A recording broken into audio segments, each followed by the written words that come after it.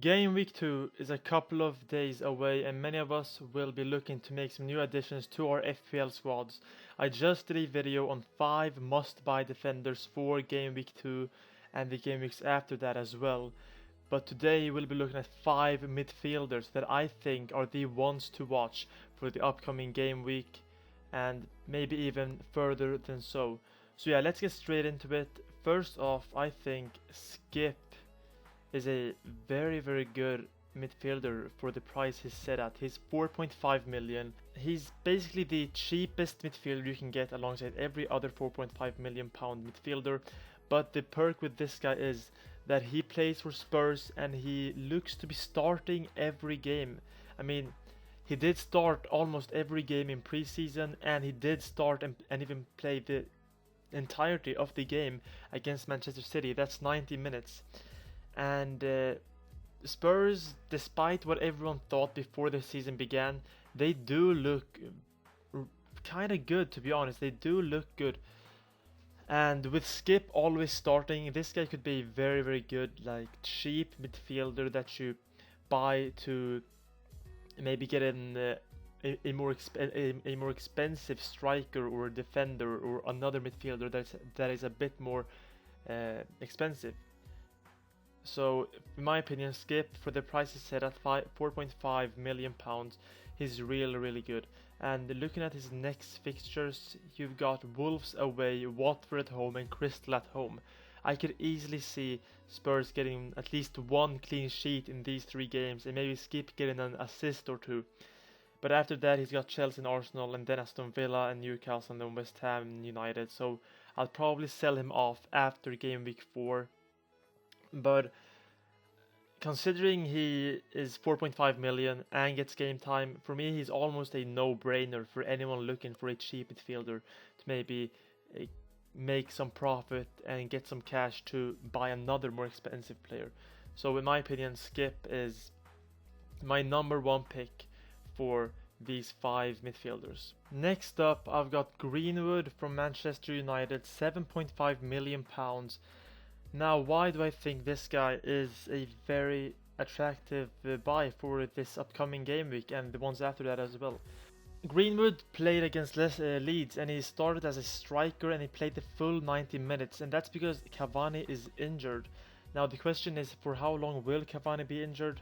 That is very unclear. I think he might or might not be back training with United, but I don't think he'll play against Southampton away, and he might not even play against Wolves. Now, even if he does get a chance to play and does get back into the squad, Cavani, I think Greenwood would still get some game time. Firstly, I don't think Cavani will get 90 minutes, especially not after being injured and having this lack of match fitness over the last couple of weeks. And secondly, I think Greenwood will get to play either as a striker for at least 60 minutes or even as a winger, because I don't think Sancho will play 90 minutes and Rashford is injured, so Greenwood will for sure get game time. If not 90 minutes, I think at least 60 minutes. And he's in really good form. I mean, he scored against Leeds and he got a bonus point. He got 8 points. And his upcoming fixtures, he's 3-1. I mean, you could even go as far to game week 8. Because even though West Ham away and Everton at home are red, I don't think these are difficult fixtures for United. He's got Southampton, Wolves, Newcastle, West Ham, Aston Villa, and Everton, and Leicester. All of them except for Leicester, in my opinion, could be relatively easy fixtures. And if United keep up this form, scoring 5 goals against Leeds, they could score 5 again against Southampton or 5 against Newcastle. Mason Greenwood being one of their primary goal scorers, this one is very attractive, and I could easily see him getting a lot of points from midfield. Next up, number 3 is Ferran Torres, and I picked this guy because of very similar reasons to Greenwood.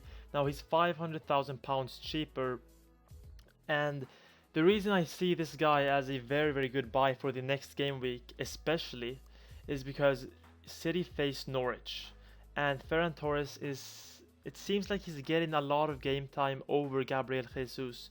I mean, Gabriel Jesus was subbed in against Spurs, but he wasn't subbed in for Ferran Torres, even if many would have thought that that would have happened. But no, Ferran Torres played the 90 minutes, and him being City's primary striker, it looks like at this moment they haven't got Kane, and Pep Guardiola isn't really trusting Gabriel Jesus. Torres is getting a lot of game time, and in my opinion, City being as good as they are and as good of a midfield as they have, I could see Ferran Torres getting a lot of chances over the next couple of games. I mean, they're facing Norwich, as I said, very easy game. They're facing Arsenal then, relatively easy game. They're facing Leicester away, a bit harder, but then they've got Southampton at home, very easy. So the next 5 game weeks, Ferran Torres should and probably will get a couple of goals and even assists. And I expect City to get a clean sheet against Southampton and Norwich. And Ferran Torres being a midfielder in FPL, but a striker in real life, puts him at a good advantage, as he'll get points for clean sheets as well. So in my opinion, Ferran Torres, a very, very good buy, especially now as City haven't got Kane.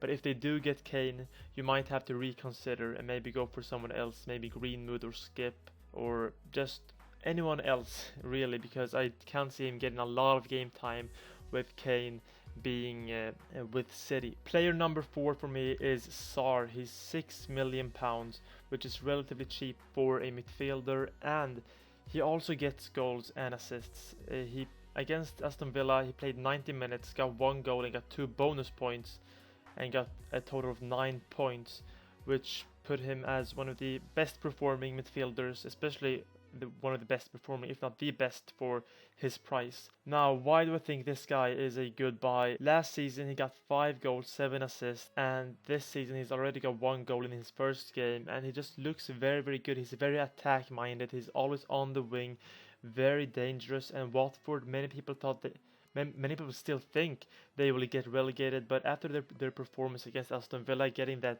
victory, I could see them doing better than most people think and exceeding people's expectations. And Sarr just looks like one of their better players. He's got Brighton away up next, which is a relatively good game for him. He should get a goal or an assist. But then they've got Tottenham, Spurs away, which is a bit more difficult. But after that, he's got Wolves at home, Norwich at home, Newcastle away, Leeds away. 4 very easy games.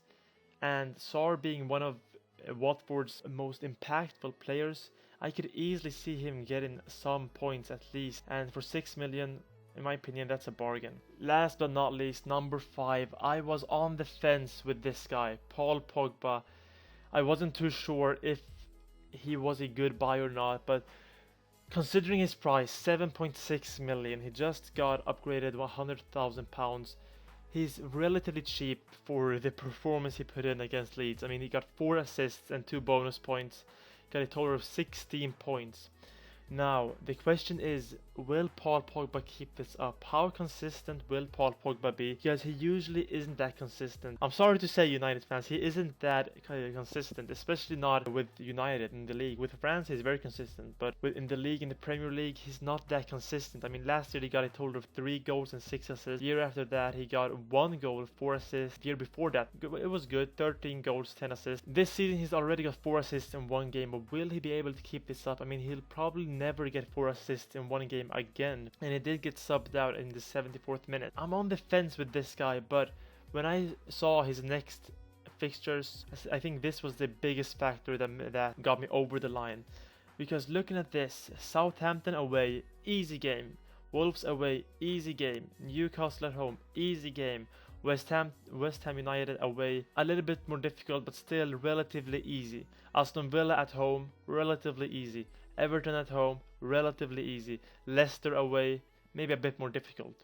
He's got 8 game weeks before the big and more difficult games. He's got Liverpool, Spurs, City all in a row, and then Chelsea and Arsenal after that Watford game. So for the upcoming 8 game weeks or 7 game weeks, United players are very, very attractive, and that makes Greenwood and Pogba And do I think he'll get a lot of points against these teams? Do I think he'll get more points than Greenwood? I think Greenwood will score more, but I think Pogba will obviously get more assists and he'll probably get some bonus points and he'll probably get a bit more game time than Greenwood. So in my opinion, if you're gonna go for a United player, Greenwood or Pogba both work very well. They're very similar in price. Pogba is 100k more expensive, but both very similar. And the question just is Pogba gonna keep this up? Is he gonna be consistent or is he not? I mean, I would probably wait with buying Pogba, give him 2 more weeks, see if he's consistent. Will he keep this up? Will he not keep this up? Because he could easily go missing for 5-6 games, because we've seen that time and time again, season after season. But maybe this season is different. You know, United are looking very sharp, and Pogba might be one of their main guys to lead them to that title, possibly. So yeah, those are my 5 players. If I would rank these from 1 to 5, from best to least best, call it, I'll probably go for... I go for Greenwood, Skipp, Torres, Sarr, Pogba. In that order, maybe. I mean, we could almost put them in any order, you know. But I think that's how I would put it. Maybe even Torres above Skipp. Oh god, I don't know. It's very difficult. All of these 5 are very good buys in my opinion. Tell me guys what you think in the comments down below. A similar video to this is coming out today on 5 attackers, or 3 attackers maybe, we'll see. And yeah, I hope you enjoyed. I'll see you guys next time. Bye.